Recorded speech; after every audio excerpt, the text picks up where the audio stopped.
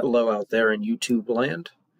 Today's Friday Brain Puzzler comes in from R. Clark on the Mastercam forum, and I'll have a link down below.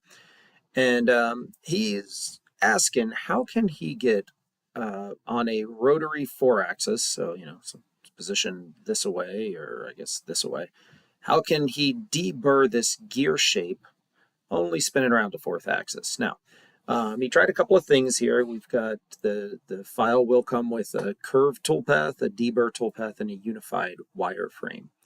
So none of these approaches in the part file work for various reasons. And I'm not going to dig too far into them. His main question is how can he use the deburr toolpath to do it? So that's what we're going to jump into. But real quick, we'll just take a very quick detour on some of the things going wrong on some of these other files.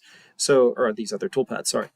Let's look at the curve first. And if we take a look, yes, references an external tool. Yes, yes, yes, okay. And you see that it's only cutting 2 little tiny bits, and those bits that it does, it's doing it a bit weird. Well, if we look at the parameters of this one, let's fire them right up, and we're going to look at what we're dealing with. So we'll start with the cut pattern. And you see that we're driving directly off of this chain. That's fine. It's that surface face. Then our tool axis control is also looking at a chain. It's going to the closest point on the chain.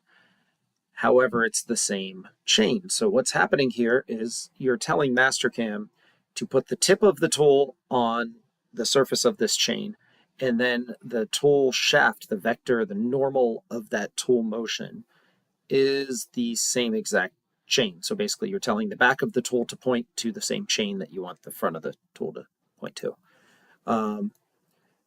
So yeah, obviously that's not going to work. Now, one thing you could do here if we wanted to diagnose this would be to put a circle around here and point that chain to the big circle, and you'll see we are using that closest point on chain. So the problem here is that when you're down in this little gully, where's the closest point on that circle? Is it really progressive? I don't know. And again, I don't want to spend too terribly much time dealing with that, but that's probably the biggest issue there. Now, the deburr toolpath, that's the one that you'd expect to just work right out of the box. And that's what we're going to be focusing on here in the main chunk of the video. But you can see this thing, we have the entire model selected for machining geometry, so that's correct. We have the user-defined edges here. That's great. Yep, look at that. Okay. And then now we get into some of the other stuff here. We've got 10 thou cut on it. We are putting reliefs in the corner. I don't know that we want to do that.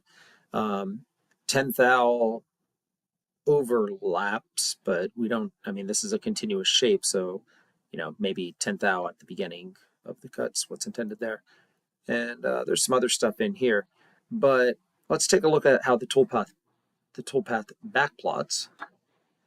So if we watch this thing, you'll see that we've got a lot of 4-axis motion kind of stabbing at it, but it's not actually 4-axis. You'll notice that the tool is tilting as well. So this thing must be set up to 5-axis. So let's take a quick look at that. And again, this is all for the purpose of diagnostics, just to figure out where we're at.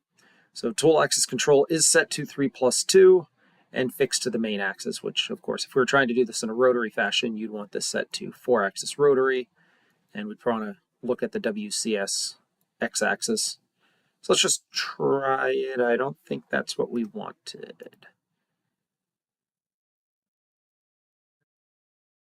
So for some of this, I do like to turn on in your backplot options, it simulate rotary axis. So what this will do is actually make Mastercam play it as if it's, a 4-axis toolpath.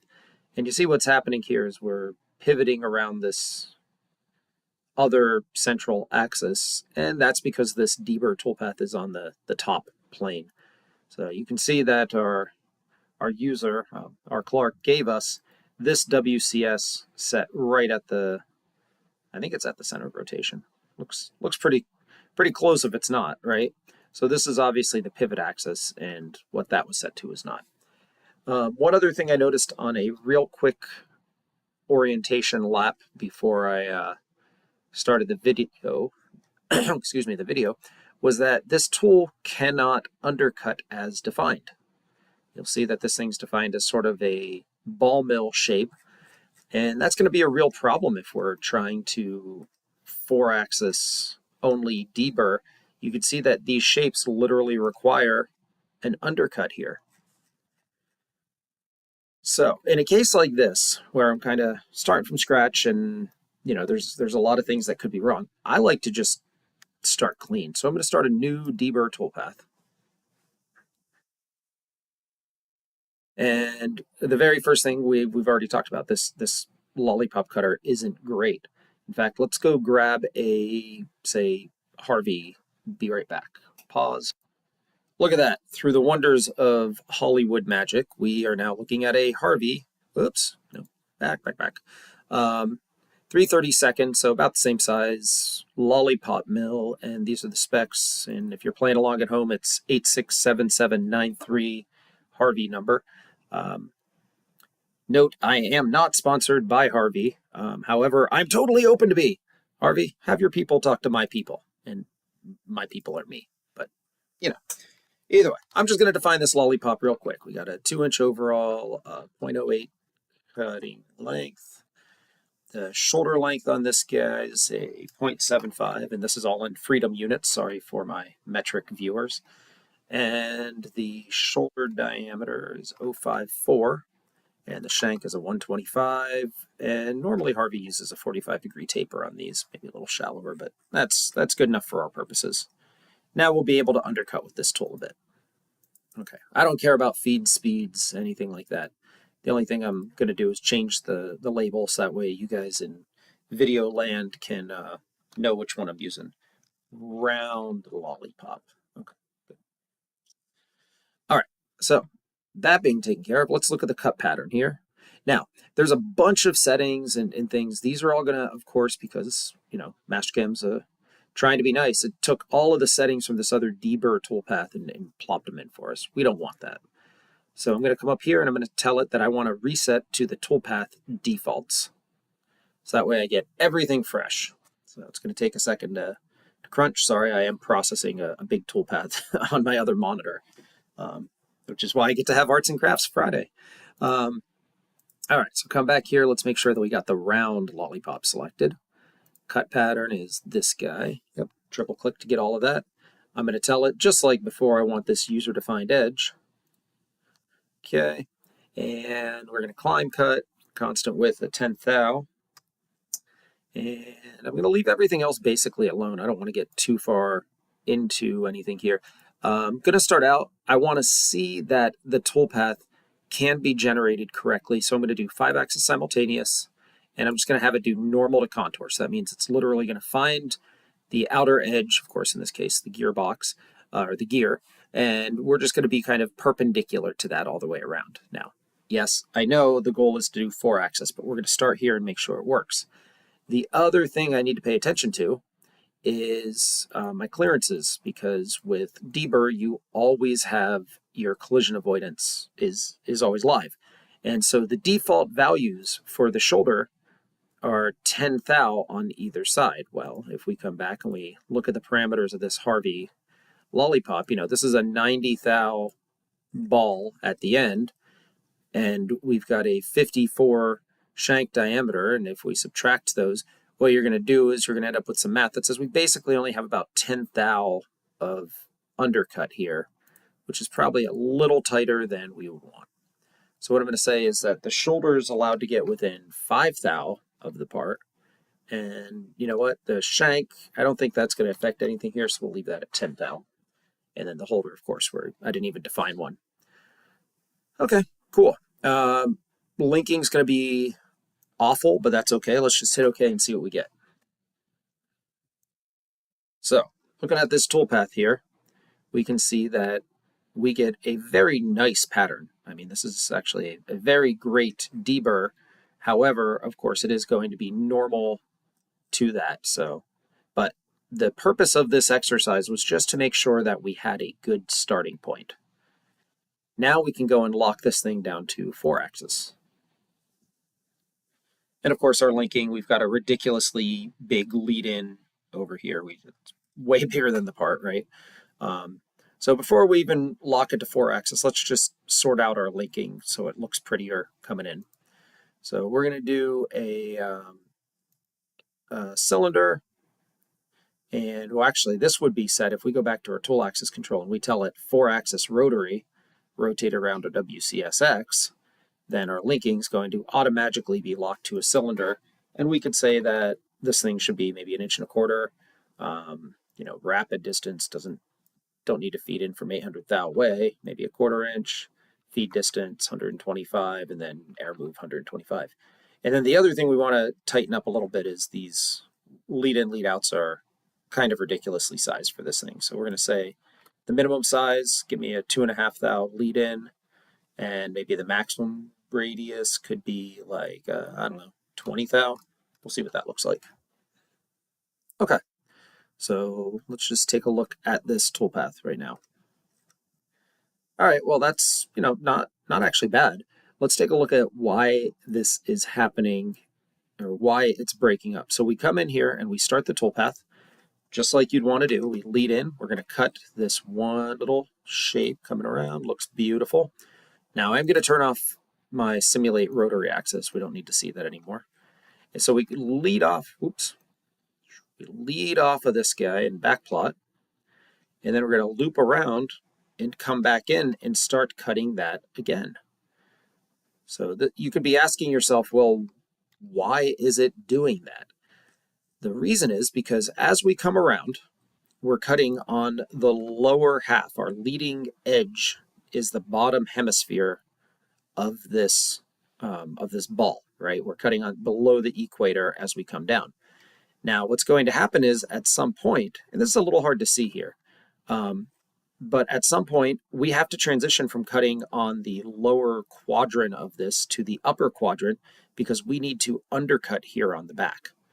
What I'm going to do real quick, just as a little aside here, we're going to tell it instead of 10 thou, we're going to try and tell it maybe 2 thou because I think that'll show up a little bit better. 10 thou on this part is absolutely massive, of course. So there we go. Now it should be a little more obvious. So I'm pressing S to feed forward, and as we come down, here we go. Now we could kind of see our leading edge a little bit better. And now we're going to come up, and now you'll see it's going to start cutting at the middle, but transition to the back side as we cut around there.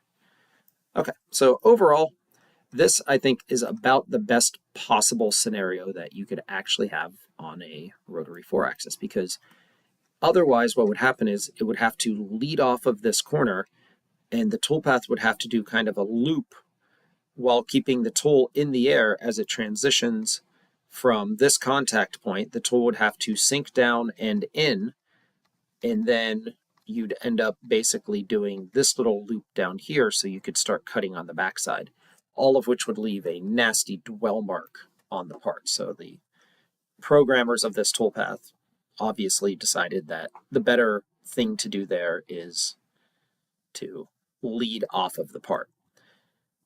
So hopefully that's good enough right there. Stop the video. But I know the immediate question would be, well, yes, that is technically what the best thing to do would be, but we're machinists. We don't always want to do what's best. I want to minimize the retracts and everything on the toolpath.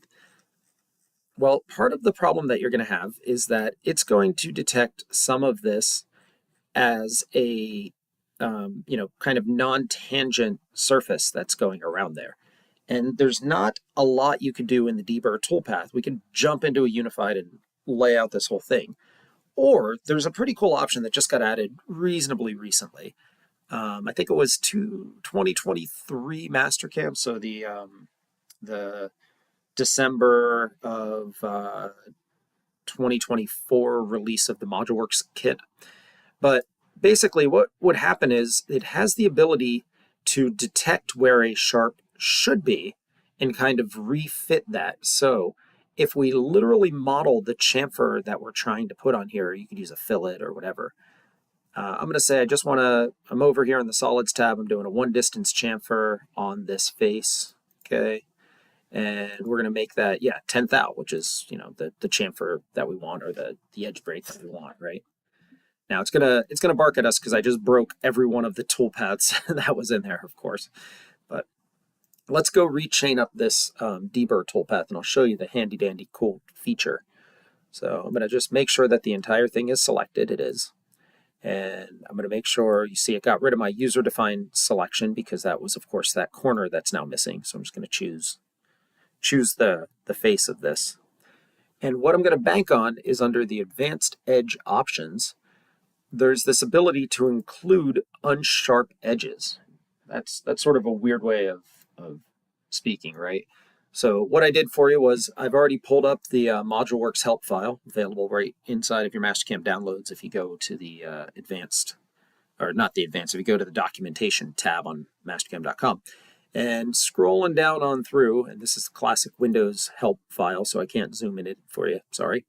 But basically we come down here, toolpath calculation based on Deburr, and then we have to follow along surface paths, geometry, and put advanced edge definition. And that's literally, I'm just coming down through here, okay, finding, yes, the cut pattern part, and then the advanced edge definition. So this has a really great example of everything that's inside of there. And I use this Moduleworks help file all the time. So we know we can read through all these things, but what I wanted to highlight for you was the non-sharp edge detection. And as you could see from this little animation, the purpose of this is when you give it a solid, it allows you to determine the edge of a edges sharper than angle threshold. What the heck does that mean? Well, this thing's looking for an angle of two surfaces meeting up somewhere between 15 and 90 degrees. However, depending on what you give it, it may or may not be able to detect that. But if you now say include unsharp edges, so I recognize that I'm going from this face to this face, but I still want that to be counted as a small edge. That's this that's this option for you. So I'm just going to hit OK. And now what's happening is we're essentially giving the algorithm the ability to sweep along within kind of this, I don't want to call it a noisy boundary, but we're basically giving it the ability to find an edge based on the tool itself and within kind of the nominal bounds of this edge. Now you will notice this thing does take a lot longer now that I put a chamfer on it and told it to include unsharp edges. It's got to recreate this thing in the background and try to figure out where the tangency point would be and what we actually mean. So I'm going to pause the video. Oh, nope, never mind, because it came right back in for me. All right. So you see we're still jumping around a little bit down there. Not exactly what I was hoping for. And let's take a look at what our other settings are. So this could just be a surface noise thing. So if I'm ever questioning what's happening in here, my first stop is always on cut pattern, cut tolerance. I'm just going to set this thing down to 1/10 and we're going to see what happens. Oh, nope, never mind. Sorry. I'm going to back this up just a little bit. Back to what it was. The problem is I had left it just because I was trying to show you guys something. I left that on a 2 thou sharp edge. Well, we could do a 10 thou chamfer width there. So that's I think what our problem is. I should have set that back because I set the chamfer at 10 thou thinking that it was a 10 thou edge break, and I just forgot to set that back for you. So I'm going to pause it for just a second. Okay, sorry about that. Figured I've already blabbed at you while a toolpath regenerated. I was running out of material. You didn't want to start hearing dad jokes, I promise. But you see, now that it's doing a 10 thou edge break, that's the motion that we wanted, right? And again, you know, as machinists here and knowing what we're trying to accomplish, like this is a perfectly fine solution to just coming in and clipping that edge. There you go. Hope this helps. Thanks for watching.